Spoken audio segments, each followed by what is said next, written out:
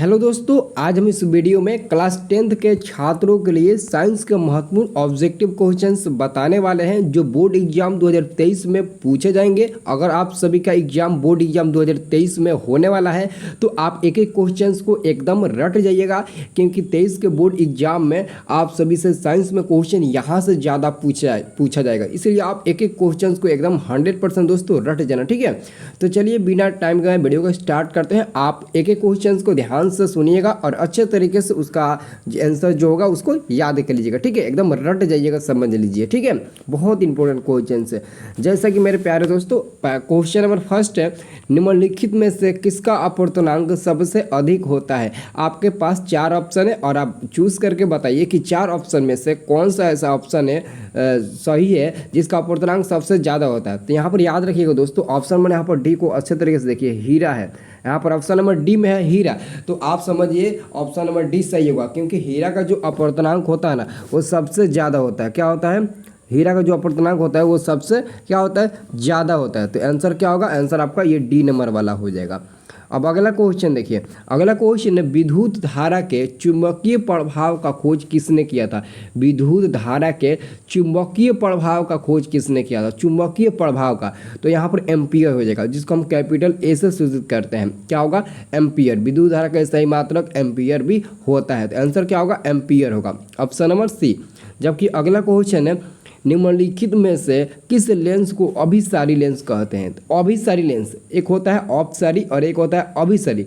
तो अभिसारी उत्तल को कहेंगे और अपसारी अवतल को कहेंगे। ठीक है, आप याद रखिएगा ना क्या कहेंगे। देखिए बहुत इंपॉर्टेंट क्वेश्चन है। ठीक है, एक एक क्वेश्चन को एकदम दिमाग में बैठा कर रखिएगा, बहुत ही इंपॉर्टेंट ये क्वेश्चन है। ठीक है, किस लेंस को अभिसारी कहते हैं। तो देखिए उत्तल को अभिसारी कहते हैं और अपसारी अवतल कहते हैं, और वही दर्पण में जाएगा तो ये उल्टा हो जाएगा। अगर दर्पण कहे तो उल्टा हो जाएगा, और अभिसारी को अवतल कहेंगे दर्पण में, लेकिन लेंस में उत्तल लेंस ही होगा। ठीक है, तीसरा का आंसर क्या होगा? तीसरा का आंसर ए नंबर वाला हो जाएगा। ठीक है, याद रखिएगा। और 2 नंबर वाला क्या आंसर होगा? विद्युत धारा के चुंबकीय प्रभाव का एम्पियर है और यहाँ पर ऑस्टेट भी है, तो देख लीजिएगा इन दोनों में से क्या सही है। अब देखिए अगला क्वेश्चन, देखिए आपका अगला क्वेश्चन आता है चौथा नंबर, फॉर्मिक अम्ल का यूपेक नाम है। फॉर्मिक अम्ल का जो यूपेक नाम होता है वो क्या होता है? मेथनोइक अम्ल। क्या होगा? मेथनोइक अम्ल, ऑप्शन नंबर ए वाला सही होगा, मेथनोइक अम्ल। फॉर्मिक अम्ल का यूपेक नाम होता है मेथनोइक अम्ल, जो चिट्टी के डंक में पाया जाता है। अगला क्वेश्चन है, जंगरोधी स्टील क्या है। जंगरोधी स्टील क्या है? तो जंगरोधी स्टील एक मिश्र धातु होता है। क्या होता है? एक मिश्र धातु होता है, आंसर होगा सी नंबर, मिश्र धातु होता है। जबकि अगला प्रश्न देखिए, अगला प्रश्न आपका आता है, पौधे में उत्सर्जी पदार्थ है। पौधे में उत्सर्जी पदार्थ, उत्सर्जी पदार्थ क्या होता है? क्या होता है? तो यहाँ पर देखिए बहुत ही गोंद भी होता है, टैनिन भी होता है और रेजिन भी होता है, यानी कि छठा का जो आंसर होना चाहिए वो डी नंबर होना चाहिए। क्या होना चाहिए? डी नंबर होना चाहिए, सभी ना होगा। अब देखिए अगला क्वेश्चन आता है आपका, अगला क्वेश्चन, तंत्रिका तंत्र की रचनात्मक एवं क्रियात्मक इकाई को क्या कहते हैं। रचनात्मक एवं क्रियात्मक इकाई को हम लोग क्या कहेंगे? तो नेफ्रॉन कहेंगे। क्या कहेंगे? नेफ्रॉन कहेंगे, आंसर याद रखिएगा। अगला क्वेश्चन देखिए, कौन सी गैस ओजोन परत के छेद के लिए उत्तरदायी है। कौन सी गैस ओजोन परत के छेद के लिए, मतलब उसमें होल करने के लिए उत्तरदायी होता है? कौन सी गैस है? तो नाइट्रोजन गैस है। क्या है? नाइट्रोजन गैस, बी नंबर हो जाएगा। समतल दर्पण द्वारा बना प्रतिबिंब हमेशा कैसा होता है? समतल दर्पण द्वारा, तो काल्पनिक होता है। समतल दर्पण में जो प्रतिबिंब बनता है ना वो हमेशा क्या होता है? काल्पनिक ही होता है। ठीक है, वास्तविक नहीं होता है, केवल और केवल काल्पनिक ही होता है, याद रखिएगा। अगला आपका क्वेश्चन आता है, अगला क्वेश्चन देखिए, किसी अवतल किस वस्तु का आवर्धित प्रतिबिंब बनता है। आवर्धित प्रतिबिंब क्या कह रहा है?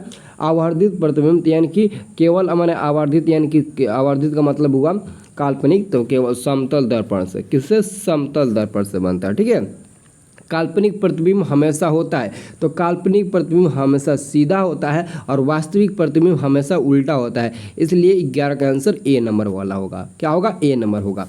अगला क्वेश्चन है, अभिनेत्र लेंस की फोकस दूरी में परिवर्तन किया जाता है। अभिनेत्र लेंस की फोकस दूरी में क्या परिवर्तन किया जाता है? तो 12 का राइट आंसर होगा पुतली द्वारा। किसके द्वारा? पुतली द्वारा। ठीक है, याद रखिएगा। अब देखिए अगला क्वेश्चन है, स्पेक्ट्रम में किस रंग की किरण का झुकाव अधिक होता है?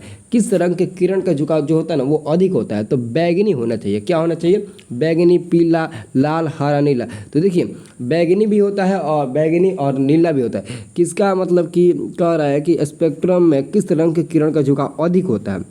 अधिक होगा तो बैगनी, और क्या बैगनी भी है, पीला भी है, तो पीला होगा। जिसका मतलब कि वेवलेंथ सबसे कम होगा उसका झुकाव अधिक होगा। तो आप चूज़ करिए। देखिए ये क्वेश्चन में थोड़ा डाउट लग रहा है।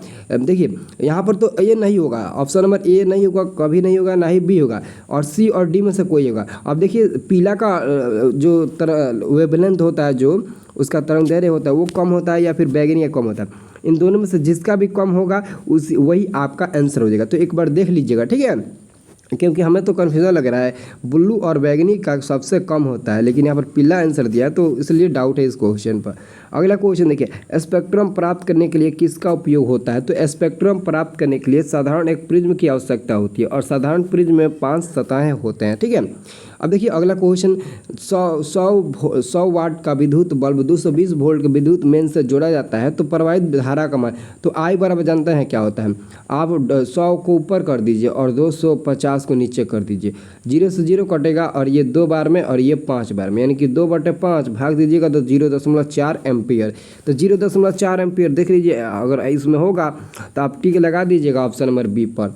जब अगला क्वेश्चन है, जब किसी चालक तार से विद्युत धारा प्रवाहित होता है तो गतिशील कण होते हैं, तो वो इलेक्ट्रॉन होते हैं। क्या होते हैं? गतिशील कण, वो इलेक्ट्रॉन होते हैं, याद रखिएगा।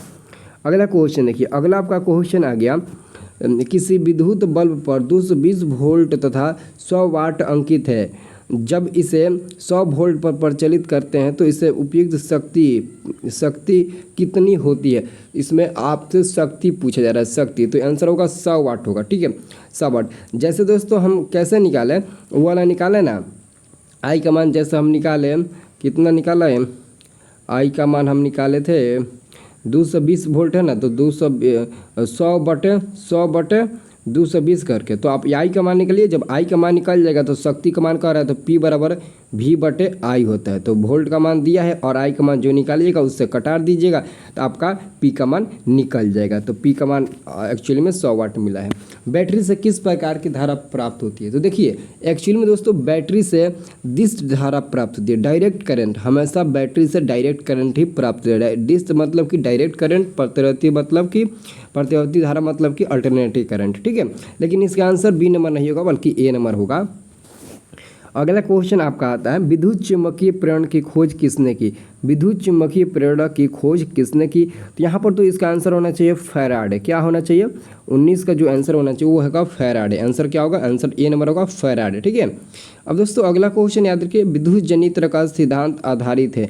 विद्युत जनित्र का जो सिद्धांत होता है वो विद्युत चुम्बकीय प्रेरण के सिद्धांत पर कार्य करता है। आंसर होगा सी नंबर, ठीक है। तो यहाँ पर दोस्तों 20 क्वेश्चन आपको बताया। अगर आप लोगों को 20 में से कितना क्वेश्चन याद है, अगर आप कमेंट बॉक्स में बता सकते हैं तो बहुत ही अच्छा होगा। और एक एक क्वेश्चन को आप एकदम याद कर लीजिएगा, समझ लीजिए कि आपके बोर्ड एग्जाम में यही क्वेश्चन पूछा ही है, ठीक है।